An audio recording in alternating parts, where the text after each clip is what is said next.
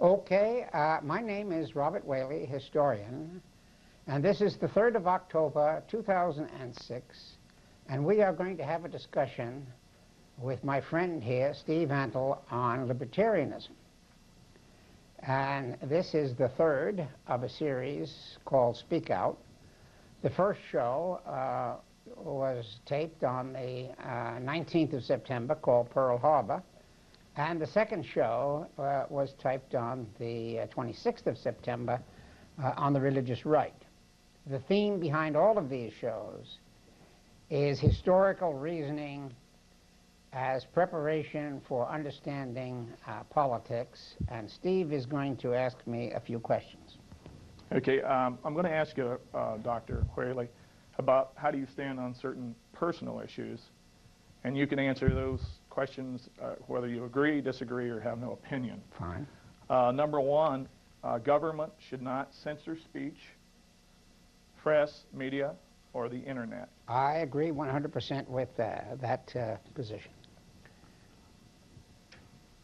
Okay, number two, military service should be voluntary. There should be no draft. Absolutely correct. I agree. The third question I have for you is there should be no laws regarding sex between consenting adults.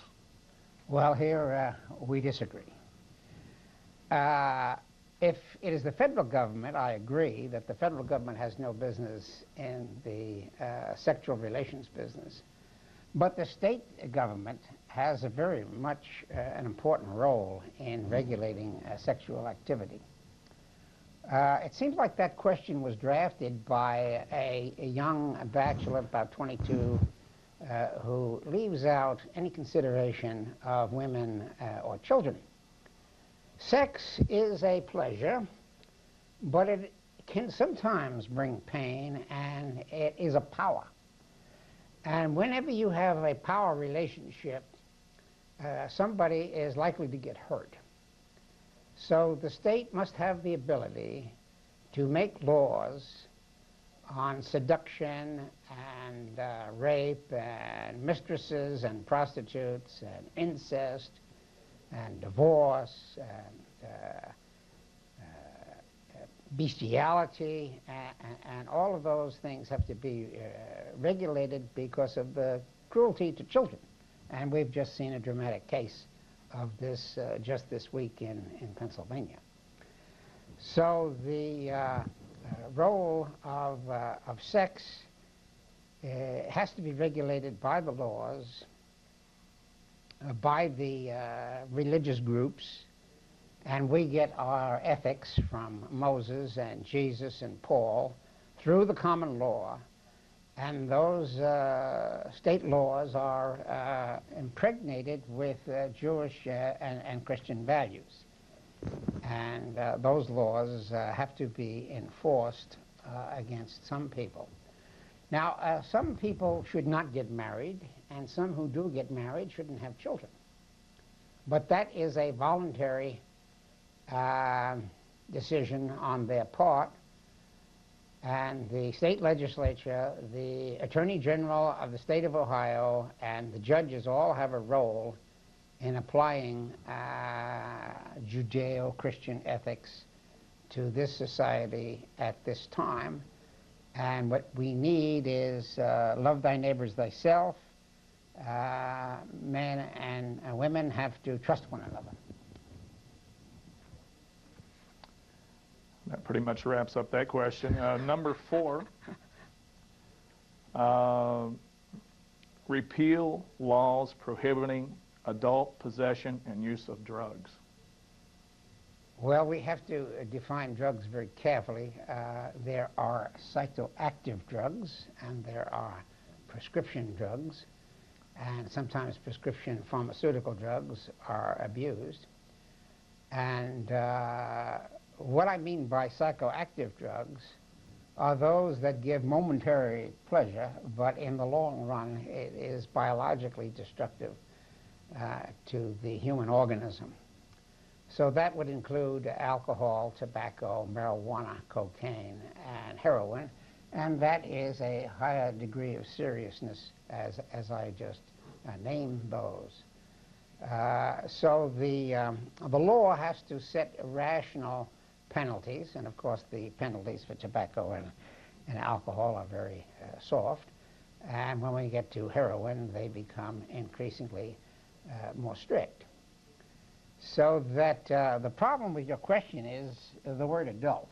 That's evasive. Mm-hmm. People mature at different rates, and we have 14-year-olds, 18-year-olds, 22-year-olds, and some people are just not ready for what you call adult society. Maturity is the gradual relaxation of rules, and some people are psychologically mature to handle these bad habits.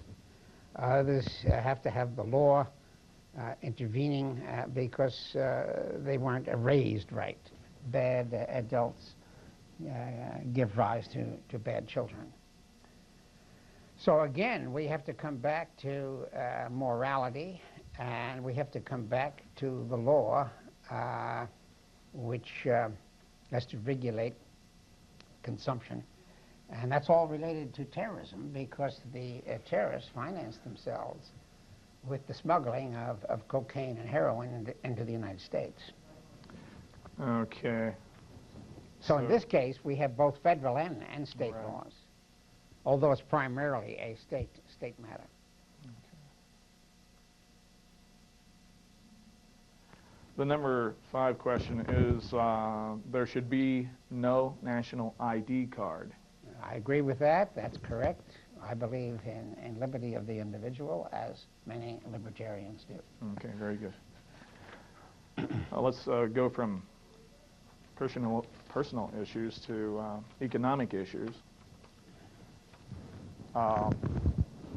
Number 1, end corporate welfare, no government handouts to business. Well, I would like to end corporate welfare to the oil companies. About 90% of that should be cut.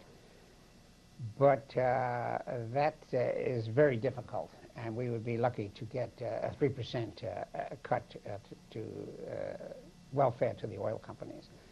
Because this society is demanding consumption of more and more oil, and we have to import more than 50% of it, and that is very costly to our foreign trade balance. And what we need then is higher taxes on oil, and use that surplus money to subsidize wind power and solar power, so that welfare to corporations is a very delicate thing that has to be re-legislated in every session of Congress. And the Texas establishment under Lyndon Johnson, going way back even to Sam Rayburn and the Democrats under Franklin Roosevelt, and the 2 Bush presidents and Cheney, dominate the oil business and dominate Congress. And I hope that in the next election we don't have a candidate that comes from Texas. Now, the other side of this is the military-industrial complex. And that, too, I would like to see a cut in corporate payments to that group. But that, too, is going to be hard. Because from 1947 to 1991, the American people were scared to death. There was a fear of communism, and the legislature would vote any bill, any subsidy they asked for, as long as it was called defense. And we know that that money is abused. And then when the Soviet Union collapsed in 1991, we have the new fear of terrorism. And as long as you say that you need more money for terrorism, that money will come from a rather uninformed Congress. So I get back to Franklin Roosevelt, in which he says that the only thing we have to fear is fear itself. So I do believe in cuts to corporate welfare, but it's very difficult to bring it about. What about ending government barriers to international free trade? Well, that kind of implies a suicide suggestion. You know, I think I told you one time that the Italians have an Albanian problem, an immigration problem from Albania. The Germans have a Turkish problem.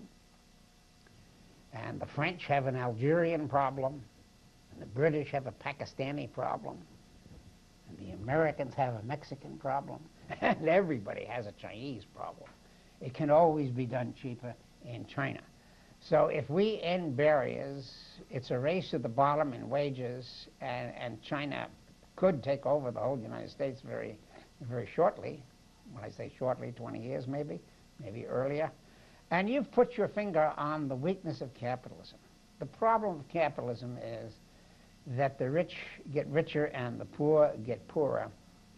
And if going back in history, the British banks were number one from 1763 to 1919 at the end of the First World War. And then the American banks became number one in 1919 at the end of that war. And that peaked about 1971 during the Vietnam War. And since 1971, the value of the dollar has to compete with the euro, the yen, and now the Chinese yuan. So America has seen its glory days in the past, and we are going to have to compete on an international level with foreign trade and the movement of capital and the movement of population. So that there could be another depression. There could be another 1929. Hopefully it will not come shortly. Got some technical difficulties there.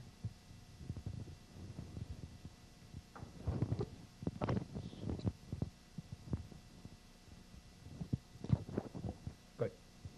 Okay, I'm ready for the next question, sir. Okay. How about letting people control their own retirement and privatizing Social Security? Well, the problem with that is that you avoid the reality of class, of race, and gender. Now, the capitalists are about 8% of the society, and they don't have to worry about retirement because when they die, they have a surplus in the bank. A capitalist could be defined as someone who has the power to employ more than two people in a labor relationship. And then there are about another 15% of the population who are self-employed, like my father. He neither hired people nor did he work for others. And he died in 1972 and accumulated $10,000 to pass on to me. But in the last 25 years of his life, because he was in the lower end of the middle class, he was dependent on Social Security, on Medicare, for him to survive in those last 25 years. And if it hadn't been for the New Deal and the Great Society, my father would have died younger, and I would have had no inheritance whatsoever. So anyway, about 75% of the people then have to work for a living, and about half of them are on the poverty level with minimum wage, and I think that the median income is about $43,000 a year, and $13,000 is about where the poverty level is if you've got the minimum wage. So that is the reason why we have Social Security and Medicare and Medicaid, to put a floor under the lower classes of society. Anyway, my father did live a normal life, and my mother would have suffered the same fate had it not been for the Great Society and the New Deal, although they always voted Republican and didn't understand how their bread was buttered. Okay. You're going to like this next question or statement. Replace government welfare with private charity. Well, the problem with that, as you kind of guessed, is that there isn't enough private charity. This gets us back to the Constitution, which says the function of government is to provide for the general welfare, and back to Herbert Hoover when he thought in 1929 that private charity would be enough. Unfortunately, General Motors fired half of its workers. It produced half the number of cars in 1933 as it produced in 1929. Ford did more or less the same thing. And when you have unemployment reaching the level of 25%, private charity is not sufficient. And had it not been for the New Deal, it's very likely that there would have been a fascist or communist revolution of some kind. And that's exactly what happened in Germany. And that's what brought Adolf Hitler to power. And that's what brought Lenin to power in 1917 in the aftermath of World War I. I mean, yeah, in the aftermath of World War I. That's right. Sorry. Okay. Cut taxes in government by 50% or more. Well, where do you get the 50%? Is that arbitrary? Would you cut the pay of all of the United States Marines, the Air Force, the Army, the Navy, the police by 50%? Take the Ohio budget, somewhere around $47 million. A big portion of that is education. Another portion is highways. Another portion is prisons. And some of it is health care. And if the highway budget is $4 billion and you cut that by 50%, how long would you be able to drive your truck before the highway wears out?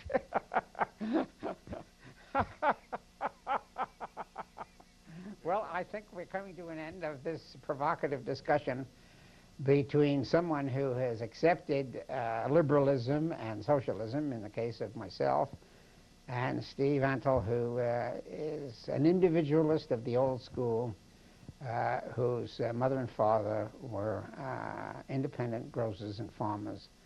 And those days, I think, are gone. Would you like a rebuttal to all of this?